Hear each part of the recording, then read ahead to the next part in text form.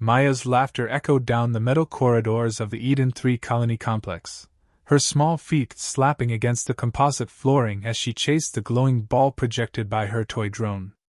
Her father, Luca, adjusted a solar panel array outside, while her mother, Erin, monitored the terraforming vitals from the main console. It was an ordinary day. Routine. Safe. Then the sky cracked open. A pulse, silent, invisible, shut down every active system. The drone fell. Lights flickered. Doors froze mid-slide. Erin's console flashed red before dying completely. Luca turned his head just in time to see 3 black dropships descending like falling knives, their hulls marked with glyphs no one on Eden 3 recognized. They landed with surgical speed, no sound, no warning, no comms. The colony's meager defenses didn't fire. They never had the chance. What followed was not chaos. It was silence. A trained, coordinated infiltration. Figures in matte black armor moved through the halls with terrifying precision. Maya didn't even scream when they grabbed her. She didn't have time. One tranquilizer shot. A soft thump. Gone. Erin sprinted through the dim corridors, barefoot, the echo of her daughter's last footsteps guiding her like a beacon. She turned a corner, and froze. One of them was there. Not human. Taller. Lean, multi-jointed arms. Obsidian armor that rippled with refractive camouflage. Its head turned slightly as it regarded her, then simply walked away. Behind it, Maya's toy drone lay cracked on the floor. Erin collapsed to her knees.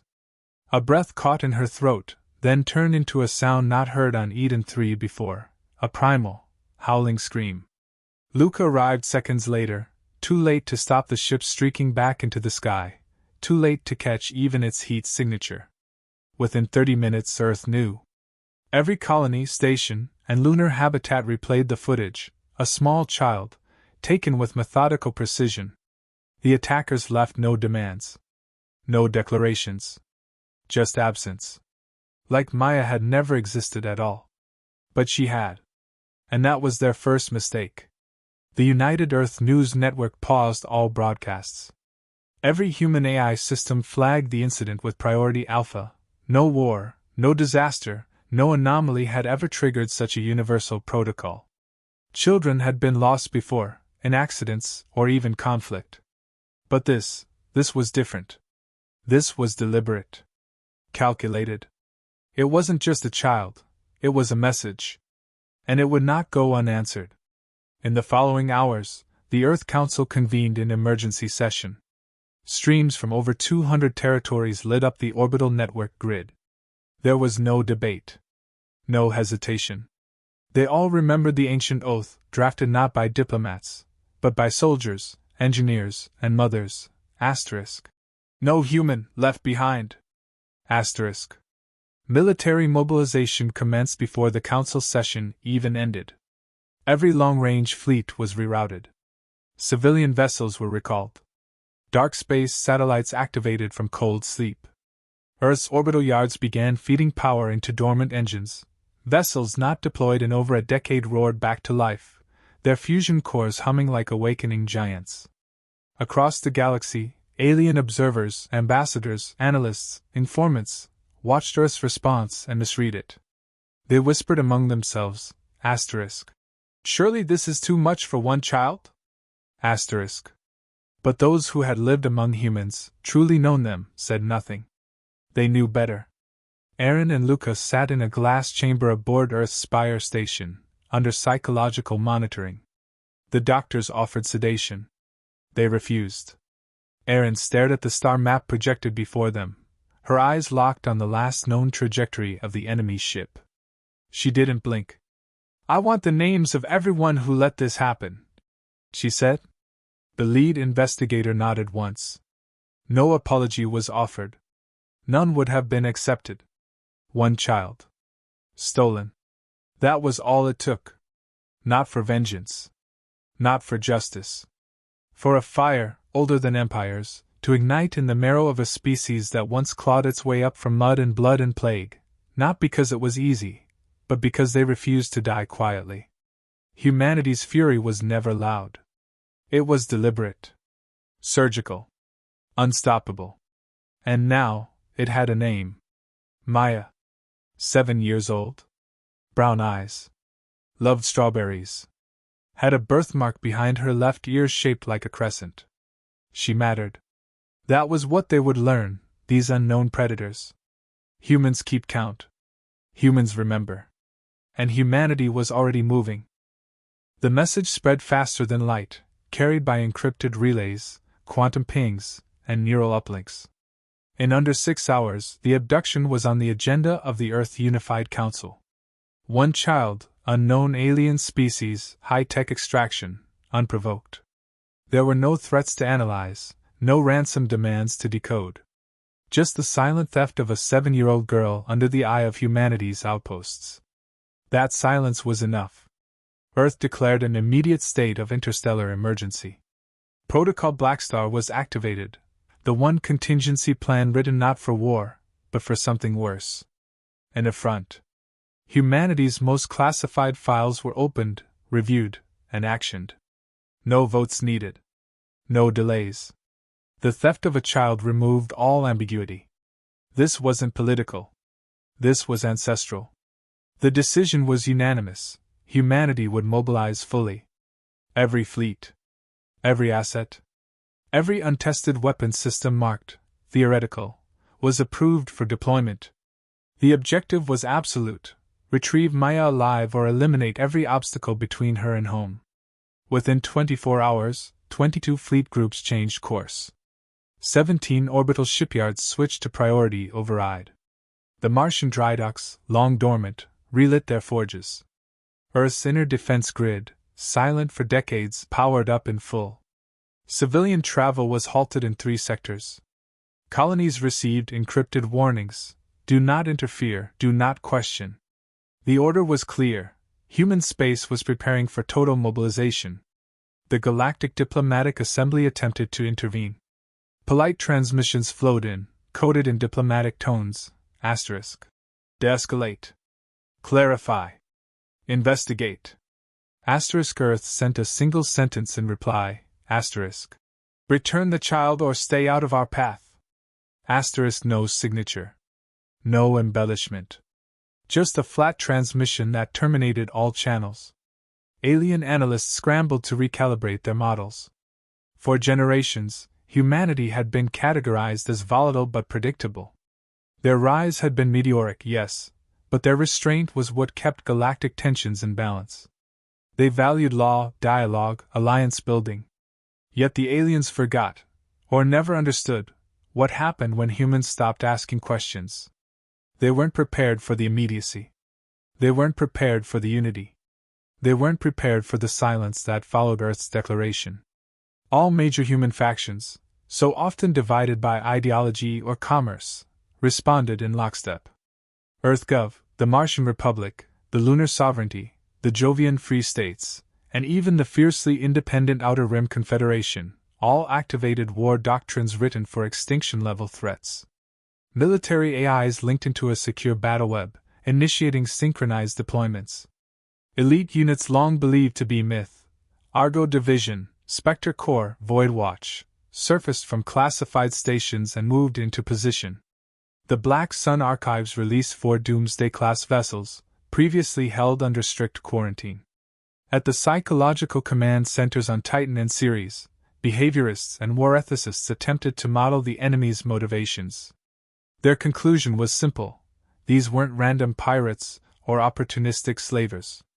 The methodical precision, the tactical daring, it pointed to someone testing boundaries, probing for humanity's line. They had found it. A new Nero-class AI, designated Cassandra, parsed decades of galactic subspace chatter, trade manifests, black market ship movements, and cultural anomalies. Within minutes, it presented a short list of candidates. It didn't speculate who, they weren't important. It defined the parameters. Whoever they were, they had committed a strategic error by assuming humanity would not respond to the loss of one. That assumption would be their undoing. Orders were not barked. They were transmitted. Plans did not form. They were already in place. Earth's long game had always included contingencies for the worst-case scenario. But what no alien strategist had calculated was that the worst case wasn't planetary destruction. It was righteous fury held in check by decades of self-restraint, now finally unshackled. Fleet Admiral Koro received his mission briefing in absolute silence. He read it once, closed the file, and issued the order, **. Full deployment. No delays. Target recovery primary. All opposition is secondary. * Commanders across 300 vessels echoed the same directive. The abduction wasn't treated as a singular tragedy. It was classified as an act of aggression against the entire human species. Not symbolically, literally. The entire command architecture was rewritten to reflect this status. The recovery of Maya became the central directive of every military decision until resolution. No speeches were given. No banners waved. No declarations broadcast. There was only action. Efficient, focused, and immediate. Because when humanity finally decides something matters, there is no debate. And this mattered more than anything else. Humanity didn't launch a blind assault. It traced, analyzed, waited just long enough to confirm the direction of the abductor's escape vector. The analysis was led not by diplomats or admirals, but by forensic tacticians. Spectral engine signatures were dissected down to atomic inconsistencies. Quantum drift fields were reconstructed from static particles left in orbit. The abductors had masked their trail with precision, but not perfectly. Nothing moved through space without consequence, not to the instruments Earth had built for war. 3 candidate systems were isolated. The second was ruled out within 12 hours. The third, Zeta-17, was known to host a defunct mining world repurposed by fringe elements. No formal ties to any galactic body, no flagged connections to interstellar governance. Ideal ground for those operating in shadows. UNICEF Command greenlit a surgical strike. No warning. No contact. 2 stealth cruisers broke from the task force. No identifiers, no transponders. Just masts and silence. The target was a moon station orbiting a gas giant, showing irregular biosignatures and energy spikes. Too faint for civilian sensors, too patterned to be random. Human operatives were deployed under absolute blackout conditions. The station's outer perimeter failed to detect the incursion. External defenses were mapped, bypassed, and disabled before they could register a threat. Inside, resistance was minimal. Those present were not soldiers. They were brokers, smugglers, and guards hired for obedience, not loyalty. Within 17 minutes, the station was under human control. No lives were wasted. But no threats were spared. Room by room, commandos swept through, collecting data, interrogating with precision, neutralizing anything that moved with intent to resist. They didn't ask for surrender. They didn't explain themselves. They moved through the dark like consequence incarnate. At the heart of the station, a cell. Not a prison, but a display, a message to others, perhaps. Inside, children. Not just human. Several species. Dazed. Mistreated. Maya was not among them.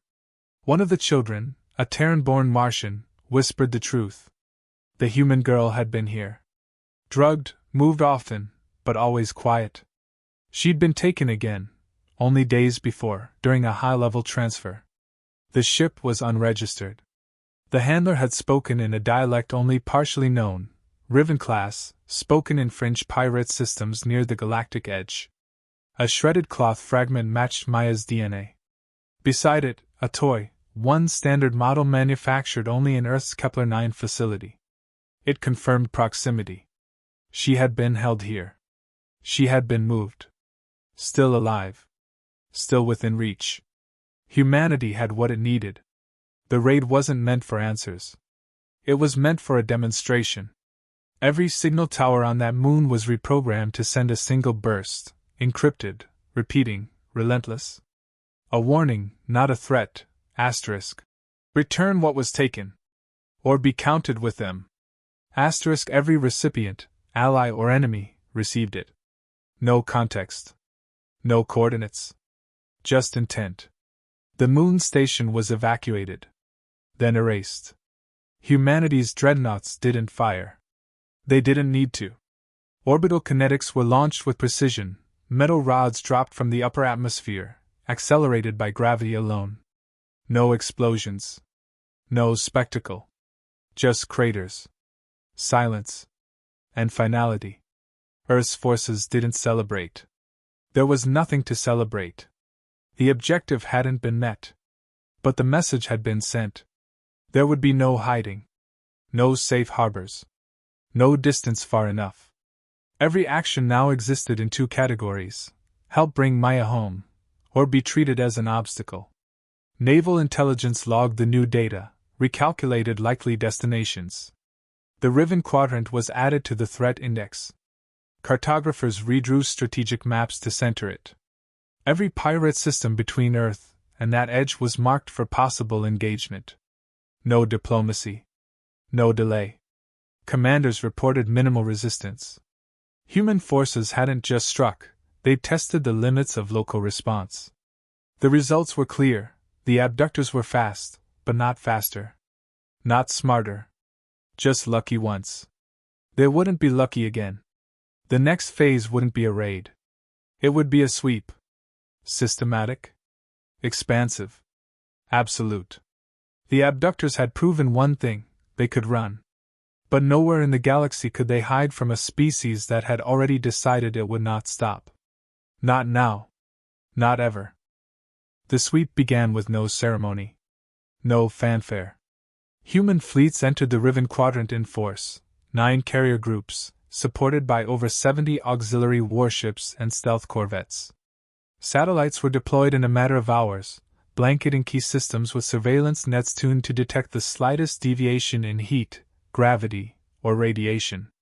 Every incoming and outgoing vessel was scanned, tracked, and cross-referenced. Blockades formed instantly, not to negotiate, but to isolate. No ship moved without being shadowed. No transmission went unlogged. Resistance followed. Scattered, disorganized, but present. Small flotillas loyal to local warlords attempted to intercept patrol units. They were intercepted first.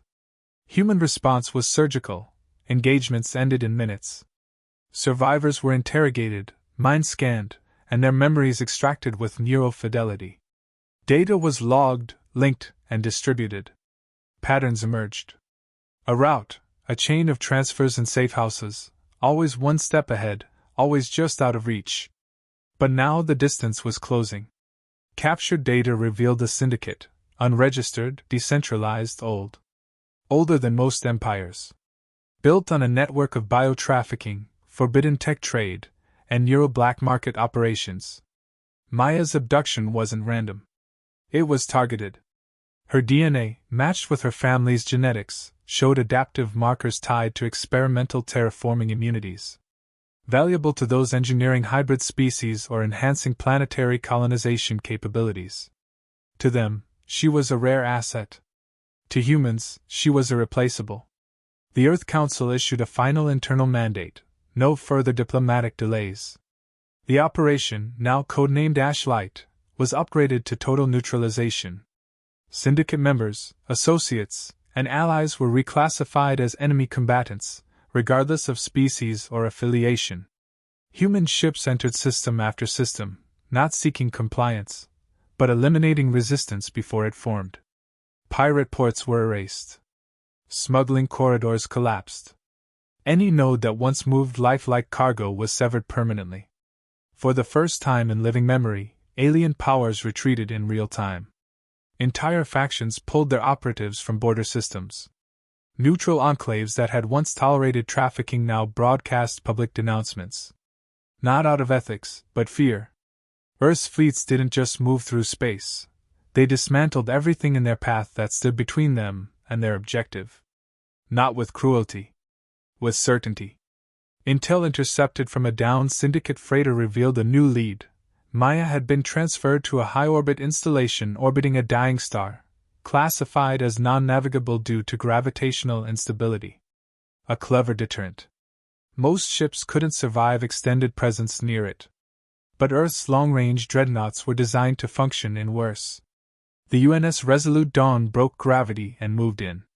It held position just long enough to extract deep scans, revealing structural architecture matching the Syndicate's signatures. The installation was camouflaged with a phased cloak, but the cloak failed under the stress of the star's emissions. Humanity's advantage wasn't just firepower, it was pressure. Relentless, calculated pressure. The facility had one launch window left before orbital decay would render it unusable. Syndicate remnants inside attempted to evacuate. Human forces didn't intercept them, they forced them to move early. A decoy broadcast was sent across local space, simulating a secondary human fleet en route from the opposite side. Panic ensued. The Syndicate launched with half readiness, and as they did, cloaked interceptors moved in. Their lead ship carried Maya. Confirmed by biosign signature. No engagement was allowed that risked structural breach. Instead, the commandos boarded mid-flight. Breach team inserted at velocity, cut through hull compartments with magnetic blades, neutralized guards, and secured her location in under 90 seconds. She was unconscious but unharmed. Monitored. Preserved. Protected like cargo. The abductors hadn't hurt her. But they had taken her. That alone had sealed their fate. Extraction was immediate.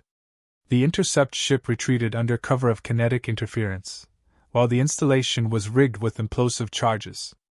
Maya was transferred aboard the Resolute Dawn, placed in a stabilized medical pod, and bioscanned for tampering. None was found. She opened her eyes 5 hours later, confused, but safe. Confirmation of recovery reached Earth within minutes. No broadcast. No celebration. Just a line of text through military channels, asterisk. Target secured. Returning home. Asterisk. The war wasn't over. But the mission had succeeded.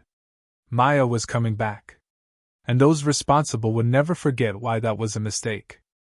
The return was not triumphant. It was deliberate. Maya was carried aboard the flagship Resolute Dawn without ceremony, surrounded by silence and precision.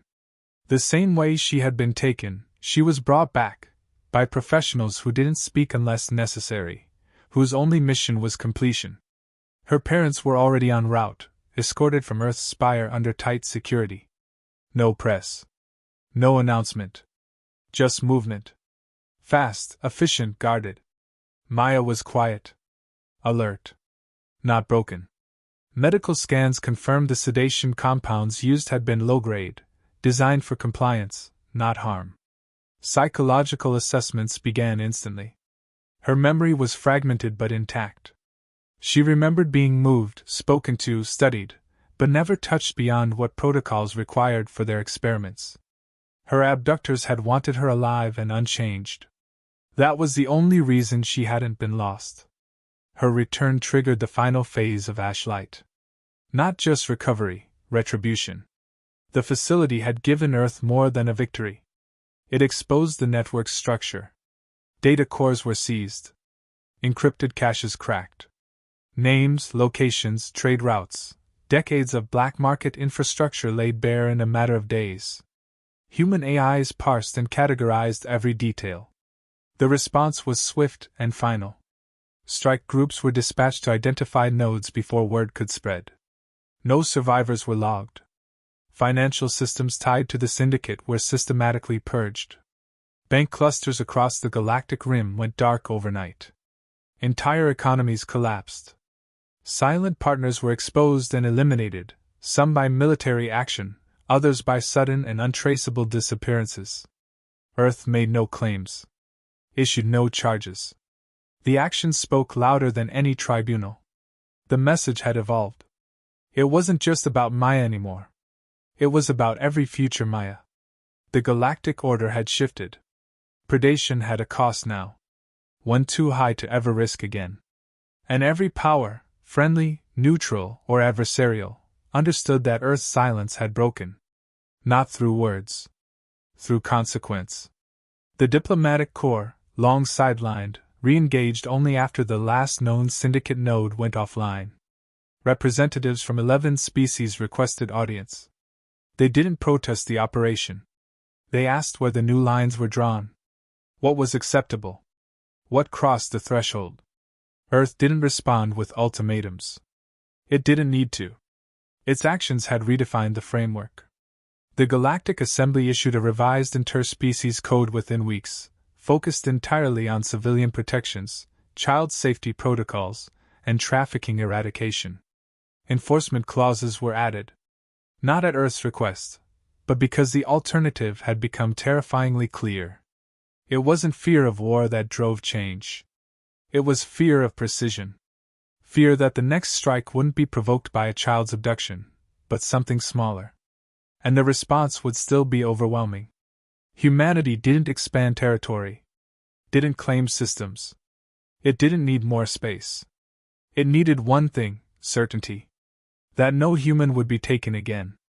And if one was, the price would be unbearable. That certainty now existed.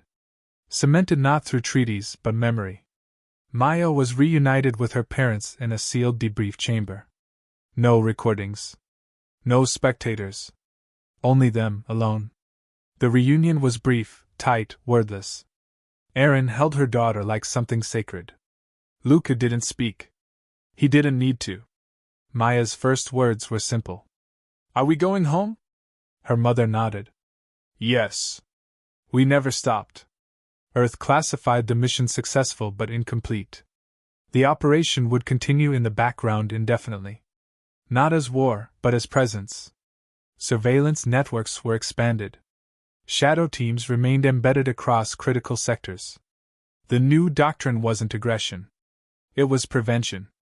And it didn't require approval. The abductors had vanished. Their leaders dead or in hiding. But their echo remained. An echo that warned all others watching from the shadows: humanity remembers its own. And when tested, it doesn't escalate, it ends. Maya didn't return as a symbol. She returned as a person. That was the point. Not vengeance. Not dominance. Just the unbreakable idea that every human life has weight. Measurable. Definable. Worth moving stars for. The galaxy changed. Not because humanity demanded it, but because everyone else understood what would happen if they didn't. Maya went home. And the stars would never be the same again.